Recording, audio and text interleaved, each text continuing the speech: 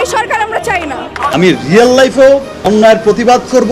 Police কেন আমাদের ছেলে মেয়েকে মারবে দড়ি দড়ি? পুলিশ কেন আমাদের ছেলে মেয়েদেরকে নির্যাতন করবে? ওরা কে? ওরা হয়েছে দেশের গোলাম। কোন ধরনের পুলিশ হয়েছে?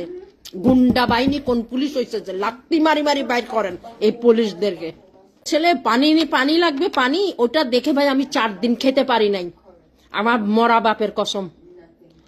ওই ছেলেটা যে পানি নিয়ে বলতেছে যে পানি লাগবে পানি, ওই ছেলেটা মরে গেছে। কিভাবে মরছে আমি তা জানি না, কার অত্যাচারে মারা গেছে, কিন্তু আমি 4 দিন আমার এখানে এফেক্ট হয়েছে। আমার ওই আওয়াজটা খালি কানে আসতো, পানি লাগবে পানি, পানি লাগবে পানি। বিশ্বাস করবেন বুক ফেটে যাচ্ছে, কিছু করতে পারতেছি না।